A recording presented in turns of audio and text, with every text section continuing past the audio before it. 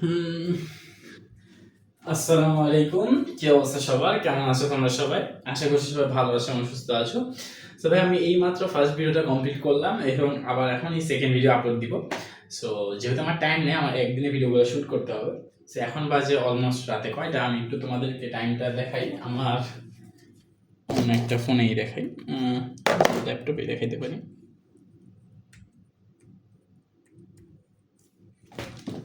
এই যে দেখতে পাচ্ছ, এখন টাইম বাজে 1টা 23। ঠিক আছে, 1টা 23-এর টাইমে আমি তোমাদের জন্য ভিডিও বানাইতেছি। ওই যে আগের ক্লাসে তো আমি বললামই, আমার পড়াইতে অনেক ভালো লাগে, বুঝছো? সো ভিডিওতে লক করে দিলাম। ওকে, ডান। আমরা আগের ক্লাসে যেখানে শেষ করছি সেখান থেকে আমরা এখন শুরু করবো। আমি মূলত আগের ক্লাসে বলছিলাম যে আমাদের 3টা লেকচার লাগবে। এখন ভাইয়া এই পরবর্তী ভিডিওগুলোতে আমি অনেক স্ট্রেট ফরওয়ার্ড যাবো, কোনো বাড়তি কথা হবে না, শুধু ডিরেক্ট যে সকল পড়া রিলেটেড কথা হবে সেগুলো হবে। ওকে, সো ইনশাল্লাহ একটা কোয়ালিটিফুল কন্টেন্ট দেওয়ার চেষ্টা করবো। তো চলো শুরু করা যায়। সো আমি আগে ক্লাসে বলছিলাম যে আমাদের 3টা লেকচার লাগবে মূলত এই চ্যাপ্টারটা কমপ্লিট করতে। আর একটা গেছে হচ্ছে ফাউন্ডেশন ক্লাস, যেখানে আমি মূলত তোমাদের সাথে মানে পরিচিত হইলাম বা আমার পরিচয়টা কি সেটা সম্পর্কে আমি বলতে যাই। সো এখন আসো, ইন্ট্রোডাকশন ক্লাস শেষ বা ফাউন্ডেশন ক্লাস শেষ। ফাউন্ডেশন ওটাকে বলা যায় না, এটাকে বলা ইন্ট্রোডাকশন ক্লাস। তো এটা শেষ, তো এখন আসো এই চ্যাপ্টারটা নিয়ে আমরা শুরু করি একদম শুরু থেকে। সো ফার্স্ট ক্লাসে আমি যেটা বলছিলাম সেটা হচ্ছে বায়োলজি কিভাবে পড়তে হয় আর জীবনী শক্তি, এইটুকু, এই দুটো কনসেপ্ট নিয়ে আমরা আলোচনা করছি, তাই না? এখন আসো আগের ক্লাসের টপিকটা থেকে শুরু করি। 3টা লেকচার লাগবে, একটা হচ্ছে বেসিক করতে, একটা হচ্ছে সালোক সংশ্লেষণ আর একটা হচ্ছে শোষণ। তো আজকে আমরা বলবো হচ্ছে বেসিক, আমি সেটাই বলে দিচ্ছি যে বেসিক করবো আজকে। তো চলো ভাই বেসিকটা শুরু করি। বেসিক বলতে আসলে আমি কি বুঝাচ্ছি? ওকে ওকে ওকে,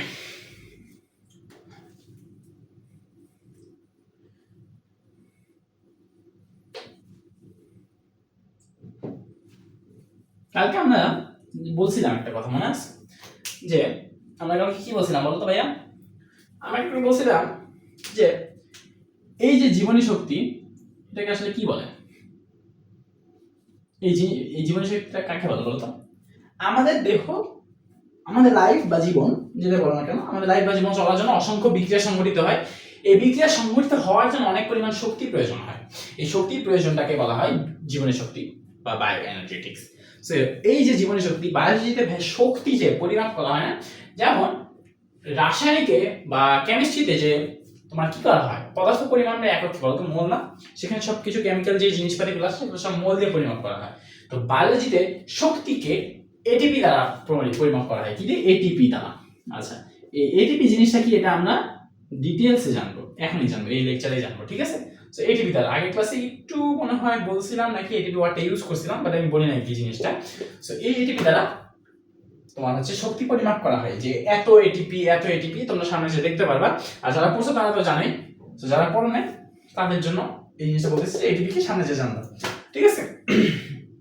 সো এরপরে যেটা বলতেছিলাম, এটিপি এর পূর্ণরূপটা আসলে কি?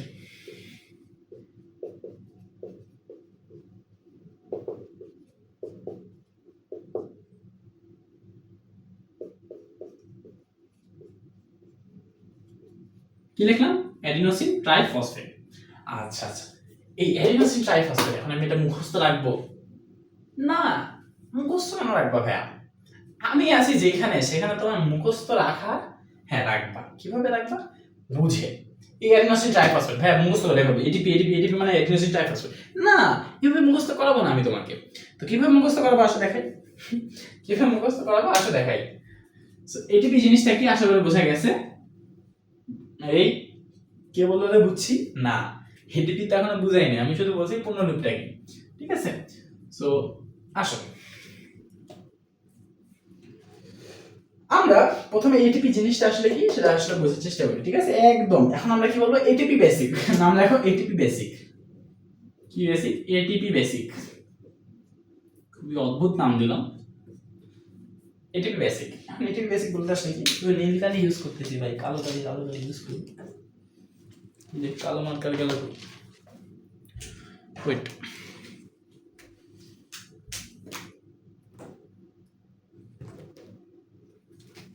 এটিপি বেসিক বলতে এখন দেখো, আমরা ডিএনএ চিনি না? ডিএনএ শুনছি না? ডিএনএ কি? আচ্ছা, যারা ডিএনএ জানো তাদেরকে বলি, তোমার দেহে কি থাকে বলো তো?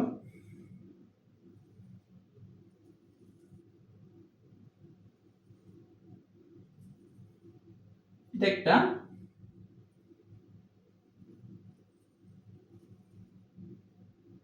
ওয়াও, এত ভালো চিত্র আঁকতে পারেন, ও মাই গড। ওকে, ডান।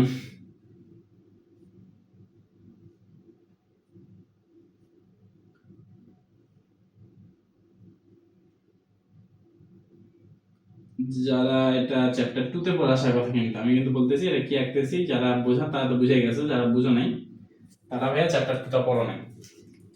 এটা একটা কোষ আঁকতেছি, ঠিক আছে? এটা একটা কি আঁকতেছি? এটা একটা কোষ আঁকতেছি, কোষ, ঠিক আছে? দেখো, ওকে ওকে, আর কি আছে ভাই? আমি নিজেই তো চ্যাপ্টার 2 পড়ছিলাম, ভুলে গেছি রে। লাইসোজোম, কোষ গহ্বর, নিউক্লিয়াস, এন্ডোপ্লাজমিক রেটিকুলাম, কি আঁকলাম আল্লাহ জানা, যাই হোক কিছু তো একটা আঁকছি। গোলজি বস্তু,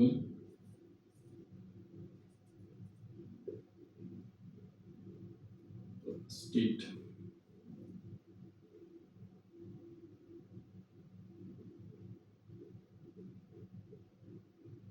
মাইটোকন্ড্রিয়া,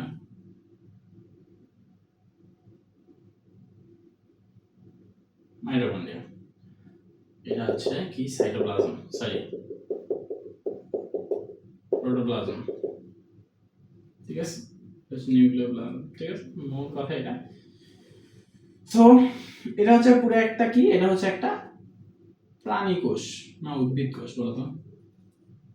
কিন্তু নিজে বুঝে গেলাম এটা কি কোষ ছিল, প্রাণী কোষই তো হওয়ার কথা।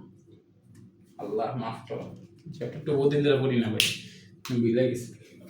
তোমাদের ব্যাচমেট ভাইয়া আমার এই অবস্থা বলো।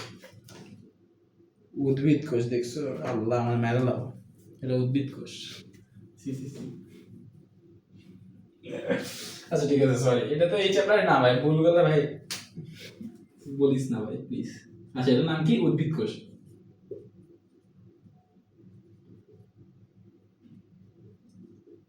উদ্ভিদ কোষ, ঠিক আছে? এটার নাম কি? উদ্ভিদ কোষ। এখন এই উদ্ভিদ কোষের মধ্যে দেখতে পাচ্ছ বিভিন্ন ধরনের জিনিসপাতি আছে। এখন এই যে এই বস্তুটাকে দেখতে পাচ্ছ না, এই যে সাদা একটু মার্ক করে ফেলে, ঠিক আছে? এখন দেখো, এই যে হালাল পুতের দেখতে পাইতেছ না, এর নামটা কি জানো? এর নামটা হচ্ছে নিউক্লিয়াস।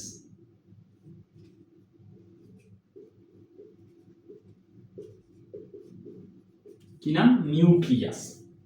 এখন এই নিউক্লিয়াসকে একটু আঁকি আমি, সুন্দরভাবে বুঝাই দেখো।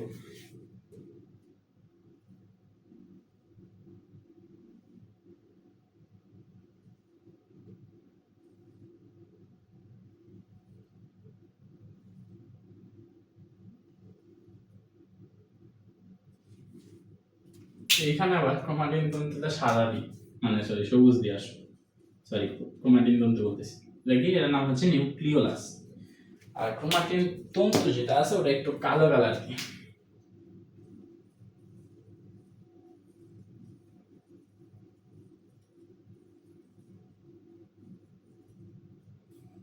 ঠিক আছে? আর কিছু বাকি আছে না? এখন একটা মার্ক করি, এটার নাম কি? নাম হচ্ছে নিউক্লিয়ার মেমব্রেন।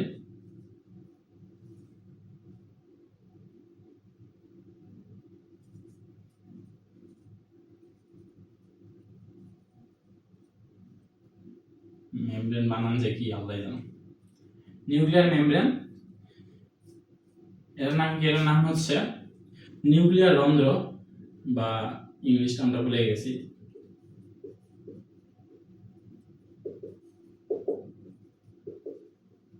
নিউক্লিয়ার রন্ধ্র,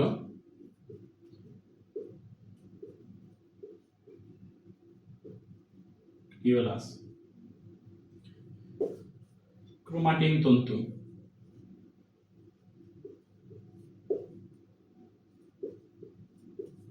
এই যে ক্রোমাটিন তন্তু, এটাই হচ্ছে ভাই ক্রোমোজোমে পরিণত হয়। কিভাবে হয়? এটা পানি শোষণ করে, পানি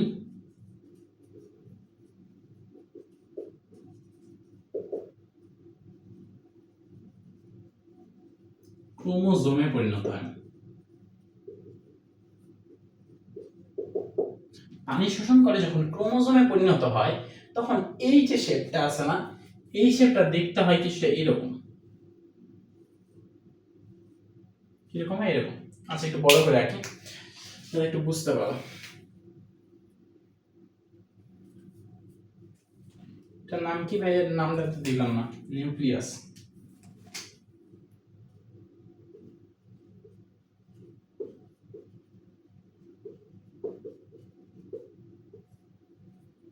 ঠিক আছে।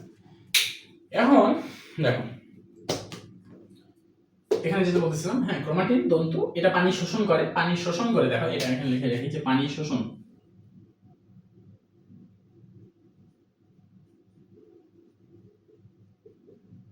মানে কি ও পানি অ্যাবজর্ব করে নিজের ভিতরে, ঠিক আছে? অ্যাবজর্ব করে কিছুটা ফুলে ফেপে ওঠে, তখন দেখতে কিছুটা এরকম হয়। দেখো এরকম শেপের হয়। এবং এইটার ভিতরে থাকে হচ্ছে আমাদের কাঙ্ক্ষিত যে বস্তুটা নিয়ে আমরা কথা বলবো, সেটা হচ্ছে ডিএনএ। দ্বিসূত্র পেঁচানো থাকে, তো এটা একটু সুন্দর করে আঁকতে হবে আমার।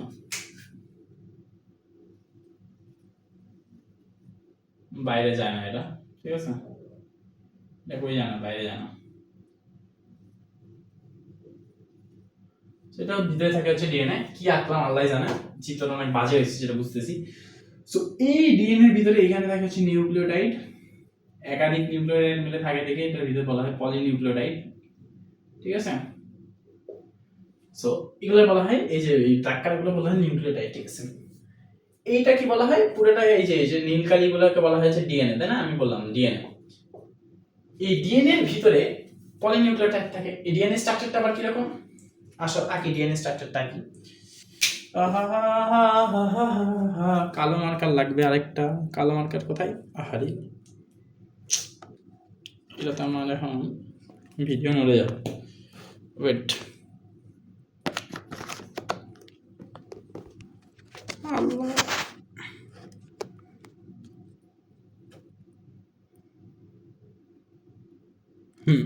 Video lock. ওকে, সো কালো মার্কার লাগবে কেন? দেখো এখন আমি ডিএনএ আঁকবো। এই যে ডিএনএ, ওই খোঁজো না, দুইটা মার্কার নিয়েছি।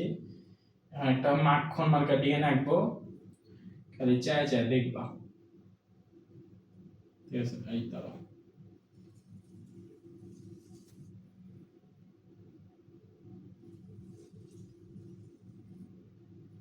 ওকে, মোটামুটি চলে, অতটা ভালোও না অতটা বাজেও, ঠিক আছে? অতটা ভালোও না অতটা বাজেও না, চলে আর কি।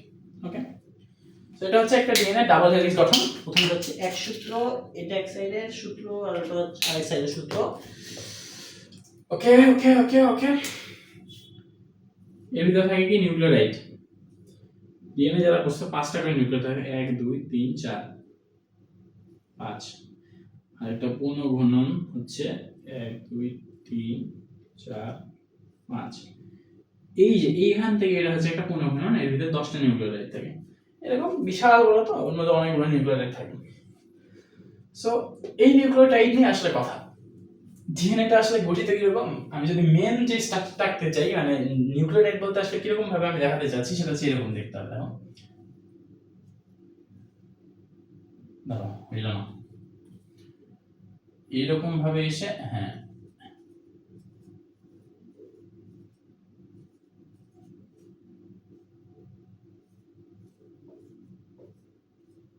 না, এরকম ভাবে আঁকতে পারতেছি না। যাই হোক, যেটা বললাম অনেকগুলো নিউক্লিওটাইড নিয়ে গঠিত। সো একটা নিউক্লিওটাইডকে আমি অ্যাজিউম করব এরকম, যে এরকম দেখো, এটা তুলে নাও, এটা কি? এটা হচ্ছে ডিএনএ। দাঁড়া আরেকটু ইনফরমেশন দিয়ে দিই, দেখো এটার যে সেটা হচ্ছে 20 অ্যাংস্ট্রম। এটাকে কি বলা হয়? ডায়ামিটার বা ব্যাসার্ধ, সরি ব্যাস, ব্যাস বলা হয় ডায়ামিটার। আর এটাকে বলা হয় একটা পুনঃঘনন, যেটা দৈর্ঘ্য হচ্ছে পুনঃঘননের দৈর্ঘ্য কত? 34 অ্যাংস্ট্রম, 34 অ্যাংস্ট্রম। এই পাশাপাশি দুইটা পলিনিউক্লিওটাইডের দৈর্ঘ্য হচ্ছে কত জানি 3.4 অ্যাংস্ট্রম। কেন 3.4 অ্যাংস্ট্রম হলো বলো তো? একটা পরমাণুতে 10টা নিউক্লিওটাইড থাকে, আর 10টা নিউক্লিওটাইড দৈর্ঘ্য যদি 34 অ্যাংস্ট্রম হয়, পাশাপাশি দুইটা দৈর্ঘ্য কত? 10 ভাগ, মানে 334 কে 10 দিয়ে, সরি 34 কে 10 দিয়ে ভাগ করে যেটা হবে সেটাই। অফকোর্স জিনিসটা বুঝতে পারছো আশা করি। এর বাইরে তো আর কিছু লাগবে না ইনশাআল্লাহ। অনেক এক্সেস পাইলাম ভাই, এটা এই চ্যাপ্টারে পড়া না ভাই, এইটা পড়া হচ্ছে চ্যাপ্টার 2 এর, এটাও 2 এর, এটা হচ্ছে চ্যাপ্টার 12, ঠিক আছে? কিন্তু এই যে এটাও 12। এখন আমি এটা কেন বুঝালাম দেখো, এখন আমি ডিএনএটা সম্পর্কে মানে একদম পুরো একদম বেসিক কারে বলে, ঠিক আছে? এত বেসিক থেকে কে পড়াইবো ভাই, তুই বল।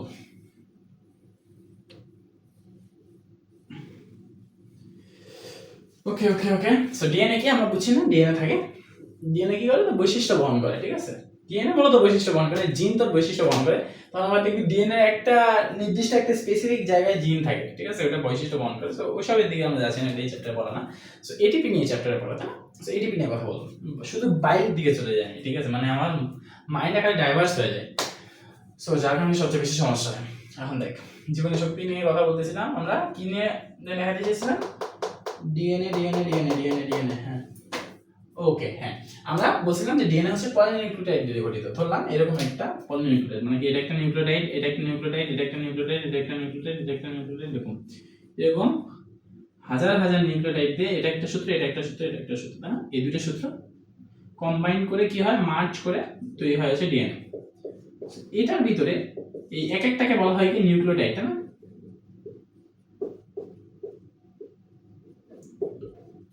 এই একটা নিউক্লিওটাইডকে বলা হয় নিউক্লিওটাইড, মানে এই একটাকে বলা হয় নিউক্লিওটাইড। এখন হাজারটা আছে, তাহলে কি হয়? পলিনিউক্লিওটাইড মানে যেন পরিমাণে অনেক, সেটা হচ্ছে পলিনিউক্লিওটাইড। আমরা পলিনিউক্লিওটাইড দিতে চাই না, আমরা নিউক্লিওটাইড নিয়ে কথা বলবো। সো একটা নিউক্লিওটাইডকে অ্যাজিউম করে এরকম দেখতে একটা নিউক্লিওটাইড, এটাকে যদি তুমি ভাঙো, তুমি তিনটা জিনিস পাবা। কয়টা? তিনটা। একটা কি? একটা হচ্ছে প্রথমে পাবা হচ্ছে রাইবোজ বা 5 কার্বন বিশিষ্ট একটা সুগার পাবা।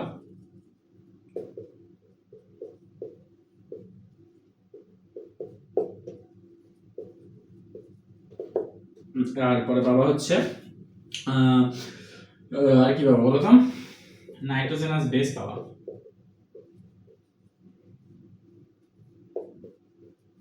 তারপর পাবা কি বলতো? নাইট্রোজেনাস বেসের পরে পাবা হচ্ছে তুমি ফসফেট গ্রুপ, তাই না?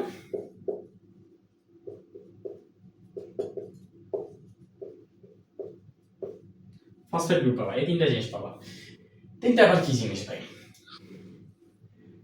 কার্বন, 5টা কার্বন দিয়ে যে সুগারটা, সেটা হচ্ছে এই তোমার, এটাকে বলা হয় কি? ডিঅক্সিরাইবোজ, ঠিক আছে? ডিঅক্সিরাইবোজ, এর একটা কেমিক্যাল স্ট্রাকচার আছে যেটা আমি দেখাতে চাচ্ছি না, ওইটা দেখতে কিছুটা এরকম।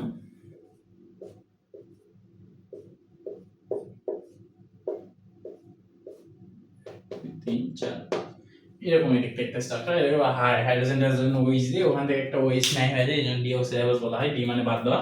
সো যাই হোক, এইসব নিয়ে আমরা এখন একটু কথা বলবো না, ঠিক আছে? কারণ এমনি চ্যাপ্টার পড়া না ভাই, বিশেষ করে চ্যাপ্টার পড়া না। So nitrogenous base, nitrogenous base কি? নাইট্রোজেনাস বেস হচ্ছে এই ডিএনএ স্ট্রাকচার, এই যে নিউক্লিওটাইড, এটাকে ছবিটা আঁকি, দেখতে কিছুটা এরকম হয়। ওই যে বললাম 5 কার্বন, এরকম দেখতে হয়, ঠিক আছে? এরকম দেখতে হয় বলতে কি, এখানে থাকে হচ্ছে নাইট্রোজেনাস বেস, এটা হচ্ছে ফসফেট গ্রুপ, এটা হচ্ছে রাইবোজ গ্রুপ। এই তিনটা জিনিস, এই যে একটা, দুইটা, তিনটা, ঠিক আছে? এই তিনটা নিয়ে তৈরি হয় নিউক্লিওটাইড। এই নিউক্লিওটাইডের একটা বিশেষ বস্তুর নাম হচ্ছে অ্যাডিনিন। অ্যাডিনিন কি? Nitrogenous base. সো এই অ্যাডিনিনের সাথে যখন রাইবোজ সুগার যুক্ত হয়, তখন তৈরি হয় অ্যাডিনোসিন।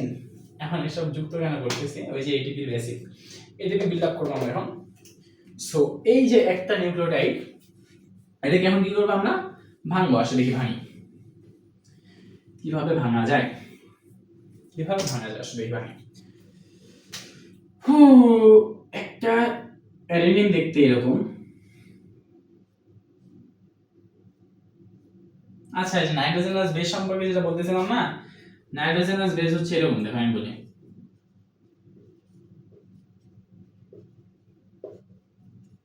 পরে তো আবার বললা ভাই পড়াইলেন না, ঠিক আছে, পড়াইনি। নাইট্রোজেনাস বেস হচ্ছে ভাই দুইটা, একটা হচ্ছে পিউরিন, বাংলায় দেখি ইংলিশ পারি না ভাই, এটা হচ্ছে পাইরিমিডিন। এগুলো এই চ্যাপ্টারে পড়া না দেখে আমি টানতে চাইতেছি না, বাট টানতেছি তারপরে, ঠিক আছে। পিউরিন আবার কি, একটা হচ্ছে অ্যাডেনিন, একটা হচ্ছে গুয়ানিন, এটা হচ্ছে সাইটোসিন, আর এটা হচ্ছে থায়ামিন। তো এই অ্যাডেনিন যেটা আছে এটা নিয়ে আমরা কথা বলবো, ঠিক আছে। এটার নাম কি, অ্যাডেনিন। এই অ্যাডেনিন নিয়ে আমরা এখানে কথা বলবো। এটা হচ্ছে একটা অ্যাডেনিনের স্ট্রাকচার রাখতেছি আমি এখন, ঠিক আছে। যে রাখতেছিলাম এরকম দেখতে হয়, তাও হয়নি, একটু ভালো করে রাখি। দেখো 6টা চোখা মাথা দিবা, এরপরে একটা 5টা আলাদা মাথা দিবা। এই যে এই পুরাটার নাম হচ্ছে অ্যাডিনিন। কি নাম, অ্যাডিনিন। এর সঙ্গে যখন একটা রাইবোজ সুগার যুক্ত হয়, রাইবোজ সুগার কয় কার্বন বিশিষ্ট, 5 কার্বন বিশিষ্ট, ঠিক আছে, 5 কার্বন বিশিষ্ট একটা রাইবোজ সুগার যখন যুক্ত হইল, তখন এইটার নাম আমরা কি বলছিলাম, এইটার নাম হচ্ছে কি,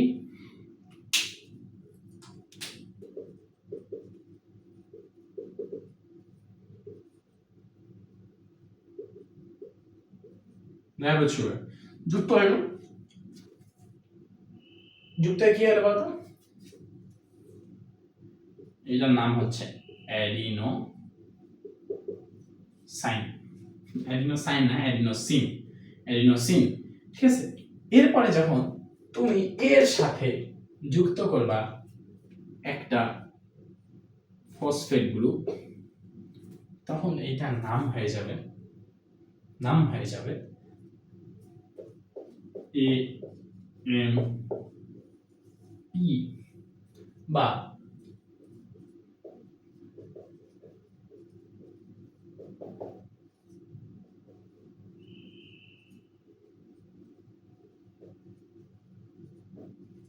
অ্যাডিনোসিন মোনোফসফেট।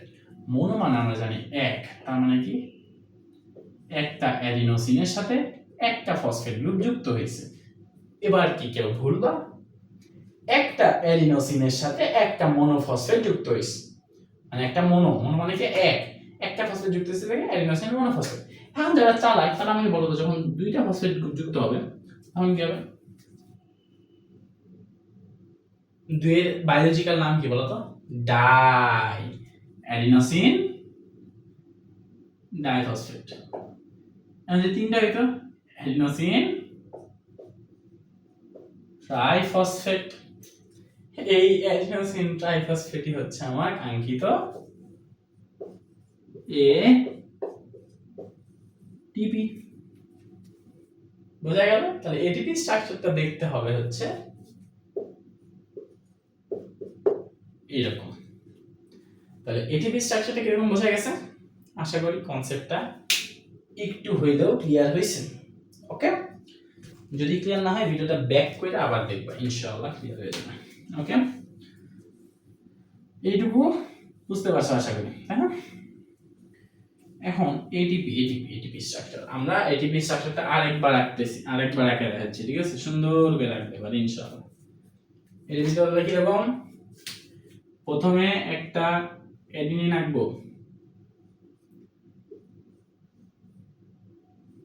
পরে একটা 5 কার্বন বিশিষ্ট রাইবোজ সুগার রাখবো, পরে এটার সাথে ফসফেট গ্রুপে একটা যুক্ত করলে হলো এএমপি, দুইটা করলাম এডিপি, তিনটা করলাম এটিপি, চারটা করলে কি হবে, কোয়াড্রা দিয়ে করতে পারো চারটা, ঠিক আছে। এটা হচ্ছে একটা এটিপি। সো এই যে এটিপি, এই এটিপিটা সঙ্গে কি তুমি ফসফেট গ্রুপ ইচ্ছা মতো যোগ করতে পারবা, মানে কই থেকে আসলো ভাই ফসফেট গ্রুপ, ঠিক আছে। ফসফেট গ্রুপ আসলে তোমার শক্তি বহন করে, ঠিক আছে, PO4 3- এটা হচ্ছে তোমার শক্তি বহন করে। কিরকম শক্তি বহন করে, এই যে একটা ফসফেটের সঙ্গে একটা ফসফেট যে যুক্ত হয়েছে না, এর মধ্যে একটা বন্ড আছে, এই বন্ডের ভিতরে 7.3 কিলো ক্যালোরি আছে, বা 30.55 কিলো জুল। এখন আমি তোমাকে বলছিলাম না বায়োলজিতে শক্তি এটিপি দ্বারা হিসাব করা হয়, কই থেকে সে শক্তি আসে, কই থেকে সেই শক্তিটা আসে ভাই? সেই শক্তিটা আসে এই ফসফেট গ্রুপটা আমাদের শরীরে থাকে হচ্ছে, ধরো এটা তুমি হিউম্যান বিইং, ঠিক আছে, দাঁড়াও সুন্দর করে রাখি।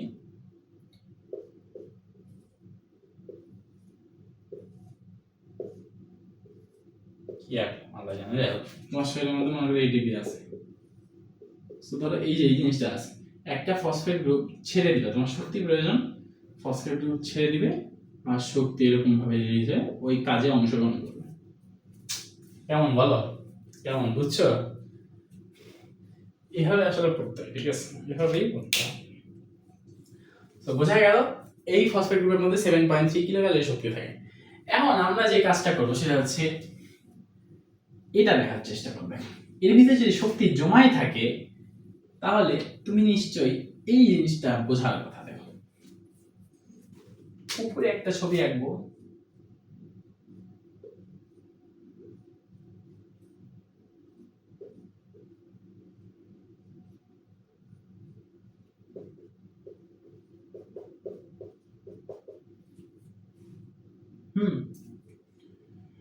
একটা আঁকবো,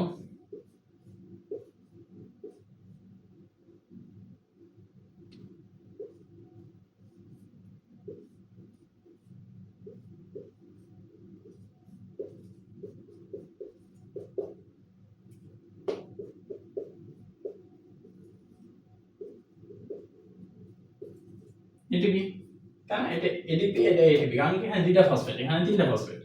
এখন ভাইয়া যারা বুদ্ধিমান তারা বলো তো, তুমি যদি এডিপি থেকে এটিপি তৈরি করতে চাও কি করতে হবে?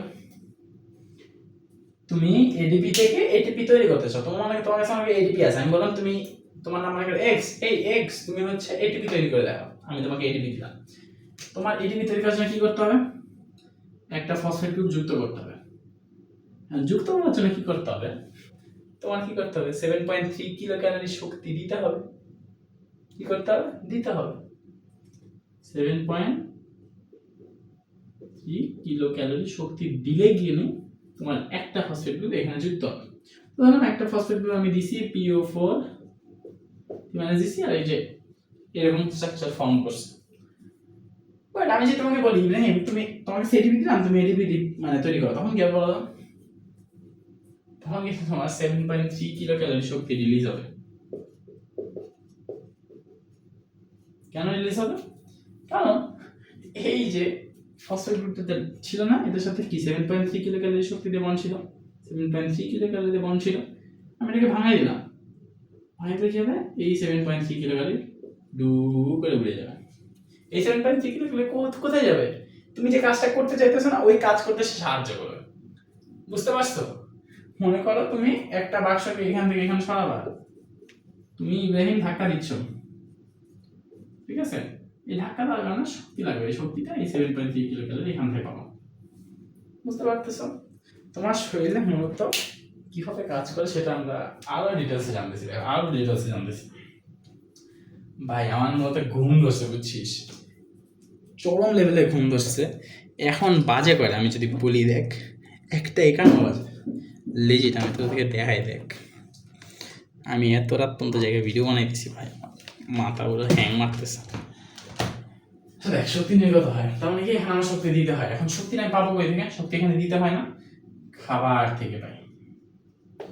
আমরা যখন খাবার খাই তখন আমাদের শরীরে এডিপি ঢুকে। বুঝি নাই কথা? আমাদের শরীরে নর্মালি থাকে হচ্ছে, এভাবে বোঝার চেষ্টা কর, এভাবে কিভাবে তোদেরকে ইজিলি বোঝানো যায় সেটা একটু বলি। তুই যখন খাবার খাস না তখন তোর শরীরের মধ্যে এডিপি জমা থাকে। যখন তুই খাবার খাইলি একটা ফসফেট গ্রুপ যুক্ত হয়ে এটিপিতে পরিণত হয়ে গেল। ওকে, তো এই যে এটিপিতে পরিণত হইল না, এটা নিয়ে কাহিনী বলে। তোর ভিতরে যখন শক্তি স্টোর হয়ে থাকে তখন এটিপি আকারে জমা থাকে। বাট যখনই তোর শরীরে কোনো একটা কাজ করতে হয়, যেমন আমি কথা বলতেছি, আমার শরীর থেকে প্রতিনিয়ত এটিপি ভাঙতে আসে, ফসফেট গ্রুপ একটা করে সরতেছে, এটিপিতে পরিণত হইতেছে, আমাকে শক্তি দিতেছে। তার মানে কি আমার শরীর এখন প্রতিনিয়ত এটিপি থেকে এটিপি তৈরি হচ্ছে, এটিপি থেকে এটিপি, এটিপি থেকে এটিপি, এটিপি থেকে এটিপি, ঠিক আছে, এরকম তৈরি হচ্ছে। এটা বলতে পারছি না, প্রান্তীয় ফসফেট একটা করে ছেড়ে দিতেছে আর আমি শক্তি পেতেছি যে কথা বলছি। এখন আমার ব্যাটারি আস্তে আস্তে ড্যামেজ হইতেছে ভাই, আমার মাথা করে হ্যাং মারছে, বুঝছিস? তো যাই হোক, এইটুকু আশা করি বোঝার কথা, এর বাইরে না বোঝার কথা আমি কিছুই বলি না। তবে যখন তুই খাবার খাবি তখন কি হবে, তোর মধ্যে 7.3 কিলো ক্যালোরি শক্তি জমা হবে। ভাই যেহেতু তোমরা আমার ব্যাটসম্যান আমি তুই করে বলতেছি, ঠিক আছে, এটা নিয়ে কোনো মাইন্ড করো না আবার। সো যখন তুই খাবার খাবি তখন কি হবে, তুমি তো 7.3 কিলো ক্যালোরি শক্তি জমা হবে। আর যখন তুই কোন একটা কাজ করবি তখন ওই যে প্রান্তীয় ফসফেট ভেঙে 7.3 কিলো ক্যালোরি। ভাই শুধু কি এটিপি ভাঙবে? এটিপি ভাঙলে তো আরো 7.3 কিলো ক্যালোরি ছিল। হ্যাঁ, এটিপি ভাঙবে, যখন তুমি দেখবি এটিপি ভাঙতে ভাঙতে এটিপি শেষ আর নাই, তখন কি হবে, এটিপি ভাঙা শুরু হবে। যখন এটিপি ভাঙতে ভাঙতে শেষ ভাই আর নাই, তখন কি হবে, এমপি থাকে। ভাই এমপি ভাঙতে যদি লেলা লুলা হয়ে যাবে ভাই, তোর কোনো কাজ করে সামাতে থাকে, তুই পাবি বেরিয়ে আসবে, তখন না খাওয়া পর্যন্ত তোর কিছু হবে না। এটিপি কে একটা মোস্ট ফেভারিট কোশ্চেন আসে, প্রতি বছর আসে, বলা যায় কোনো না কোনো বলে আসে যে এটিপি কে কেন জৈব মুদ্রা বলা হয়, বা এটিপি কে কেন বায়োলজিক্যাল কয়েন বলা হয়। বলতে কেউ বলতে পারবে এটা? আমি এতক্ষণ যে পেঁচাল পারলাম এটা কিন্তু তোদের বলা উচিত ভাই, যে এটিপি কে কেন জৈব মুদ্রা বলা হয়। দেখ, এটিপি বা অ্যাডিনোসিন ট্রাইফসফেট, তাই না? এটিপি বা অ্যাডিনোসিন ট্রাইফসফেট, এটাকে কেন জৈব মুদ্রা বলা হয় বলতো? আমি তোকে বললাম যে বায়োলজিতে শক্তি হিসাবই করা হয় যে কি দ্বারা, এটিপি দ্বারা। তো তুই যখন একটা কাজ করবি তোর শরীরে কি লাগবে, এটিপি লাগবে। তো জীবদেহের মূলত শক্তি সঞ্চয় করে এটিপি, শক্তি বহন করে এটিপি। তোর কাজ করা লাগতেছে না, শক্তি জমা করতেছে এটিপি। তোর কাজ শেয়ার প্রয়োজন হচ্ছে এটিপি ভেঙে তোকে শক্তি দিয়ে দিচ্ছে। এইটাই হচ্ছে এটিপির কাজ। ইস লুক লাইক, তুই যদি তাকাস, টাকার কথা চিন্তা কর, তোর টাকা লাগতেছে না, তুই টাকা সঞ্চয় করতেছিস, টাকা তোর প্রয়োজন হচ্ছে, টাকা খরচ করতেছিস। এরা পুরো একদম টাকার সাথে মিলে গেল না বৈশিষ্ট্যটা। এর কারণে এটিকে বলা হয় জৈব মুদ্রা বা বায়োলজিক্যাল কয়েন। কথাটা কি সুন্দরভাবে বুঝাই রাখতে পারবি না? ইনশাআল্লাহ পারবি। ওকে, সো এইটুকু ছিল যে এটিপির বেসিক। এর বাইরে আপাতত কিছু জানার দরকার নাই বলে আমি মনে করি। তারপর আমি একটু চেক দিই আমার কোনো টপিক মিস গেছে কিনা। ও ইয়েস, হ্যাঁ, আমাদের মিস গেছে টপিক। কি টপিক মিস গেছে ভাই? অনেক বড় বড় টপিক আমি মিস করছি ভাই, আমার ঘুমের ঠেলায়। দেখি আর কোনো টপিক আসছে নাকি। ওকে, সো দেখ, এই যে মুছি না, এটা নাম হচ্ছে দরকার। হ্যাঁ, এখন এই দেখ, একটা ফসফেট গ্রুপ এটিপি থেকে তখন তুই এটিপি তৈরি করলি, একটা ফসফেট গ্রুপ যুক্ত করলি না? এই যে প্রক্রিয়াটা ঘটলো, এই প্রক্রিয়াটার আবার একটা নাম আছে, ফসফোরাইলেশন, মানে কি, ফসফেট যুক্ত করার রিঅ্যাকশন। আর যখন তুই এটিপি থেকে এডিপি তে রূপান্তর করলি তখন কি একটা ফসফেট গ্রুপ বেড়ে গেল, সো ফসফেট বাদ দিয়ে দিবি। এই বাদ দেওয়ার যে রিঅ্যাকশন এটাকে বলা হয় ডিফসফোরাইলেশন। এখন বায়োলজিতে দেখবি ডিফসফোরাইলেশন। তো যখন বায়োলজিতে দেখবি কি জানিস, কোনো কিছুকে বাদ দিয়ে দিচ্ছিস তখন সেটা বলে ডি দ্বারা, ডি ডি ডি মানে কি বাদ দেওয়া, ঠিক আছে? ডিফসফোরাইলেশন মানে ফসফেট বাদ করে দাও। সো এটাকে একটু সুন্দরভাবে তোরা লিখবি। কিভাবে লিখবি দেখ, লা লা লা লা লা লা লা লা লা। ওকে দেখ, যেটা বলতেছি, ফসফেট যুক্ত করবি। তোর কাছে কখন ফসফেট যুক্ত করবি তুই? মনে কর তোর কাছে এএমপি আছে, এএমপি তে কয়টা ফসফেট থাকে? একটা। একটা ফসফেট গ্রুপ যুক্ত করলি, কি হইলো? এডিপি হইলো। এই যে এই পুরো রিঅ্যাকশনটাকে বলবি তুই ফসফোরাইলেশন।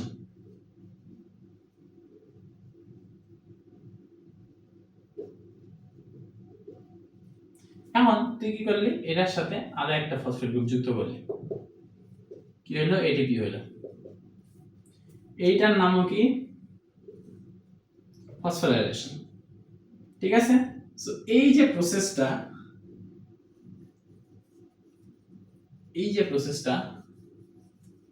এটার নাম হচ্ছে ফসফোরাইলেশন।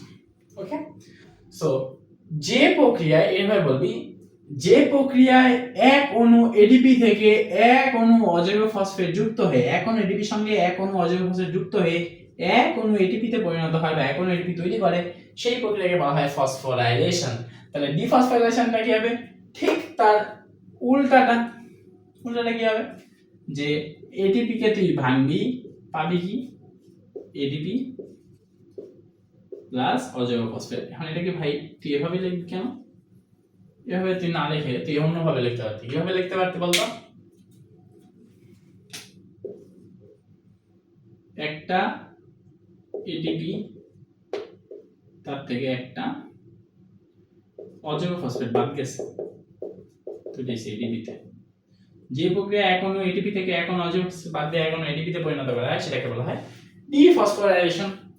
সো ডিফসফোরাইলেশন গেল, ফসফোরাইলেশন গেল। ওকে, সো এর বাইরে আর কোনো কথা না, এটিপি জৈবের মধ্যে কেমন বলে সেটা পড়ে গেছি। আর কিছু কিছু জিনিসের নাম এটা একটু মাথায় রাখতে হবে, ঠিক আছে? ওগুলোকে জৈব মুদ্রা বলা হয়। সেগুলো কি? এটা মানে তো ইয়াতে আসে, এমসিকিউ আসে, বুঝছিস? যে এটার পুনরূপ কি, সেই পুনরূপগুলো একটু মাথায় রাখবি। কি কি পুনরূপ? প্রথমে আসা হচ্ছে এটিপি, এএমপি, এডিপি। আচ্ছা দেখ, এএমপি তো বলে দিছি অ্যাডিনোসিন মনোফসফেট, এডিপি বলছি অ্যাডিনোসিন ডাইফসফেট, এটিপি বলছি অ্যাডিনোসিন ট্রাইফসফেট। তারপরে বলছি হচ্ছে এনএডি, এটা বলি নাই, এনএডি। এনএডি কি? নিকোটিনামাইড। এন তে নিকোটিনামাইড, এ তে অ্যাডিনিন, ডি তে নিকোটিনামাইড অ্যাডিনিন ডাইনিউক্লিওটাইড, ঠিক আছে? Nicotinamide adenine dinucleotide, nicotinamide adenine dinucleotide, NAD পুনরূপ, ঠিক আছে? নেড। এরপরে আয় হচ্ছে NADH2। এটা আবার কি? হাইড্রোজেন কার সাথে যুক্ত আছে মানে সে বিজারিত হয়েছে, তার মানে এর নাম কি দিবি? শুধু বিজারিতটা আগে লাগাই দিবি। বিজারিত নিকোটিনামাইড অ্যাডিনিন ডাইনিউক্লিওটাইড, বিজারিত নিকোটিনামাইড অ্যাডিনিন ডাইনিউক্লিওটাইড, ঠিক আছে? এরপর আয় হচ্ছে আরেকটা আনি, NADPH2। এর নাম কি? Nicotinamide adenine dinucleotide phosphate. বিজারিত, বিজারিত কথা জানতে হবে কারণ হাইড্রোজেন যুগ হয়েছে। ভাই মারাত্মক লেভেলে ঘুম ধরছে না, এই ভিডিওটা করে ঘুমাও হয়। সো হাইড্রোজেন যুক্ত হয়েছে মানে কি? বিজারিত নিকোটিনামাইড অ্যাডিনিন ডাইনিউক্লিওটাইড, ঠিক আছে? আর এই ফসফেটটা যুক্ত হয়ে যাবে, তার মানে কি হবে? বিজারিত নিকোটিনামাইড অ্যাডিনিন ডাইনিউক্লিওটাইড ফসফেট। তারপরে আমি পড়তে হবে তোকে FAD বা ফ্ল্যাভিন অ্যাডিনিন ডাইনিউক্লিওটাইড পড়তে হবে। সেম জিনিস, FADH2 বিজারিত ফ্ল্যাভিন অ্যাডিনিন ডাইনিউক্লিওটাইড পড়তে হবে। FADPH2 বিজারিত ফ্ল্যাভিন অ্যাডিনিন ডাইনিউক্লিওটাইড ফসফেট। এটা কিন্তু পরীক্ষায় আসে, এর বাইরে আর কিছু আসার দরকার নেই, মানে আসে না। সো আপাতত দেখ, আর কিছু নাই। ওকে, টপিক অলমোস্ট বেসিকটা কভার করে ফেলছি, ঠিক আছে? ইনশাআল্লাহ দেখা হবে পরবর্তী ভিডিওতে, সেখানে আমরা সালোক সংশ্লেষণ নিয়ে কথা বলবো। তো ততদিন ভালো থাক, সুস্থ থাক, আল্লাহ হাফেজ, আসসালামু আলাইকুম।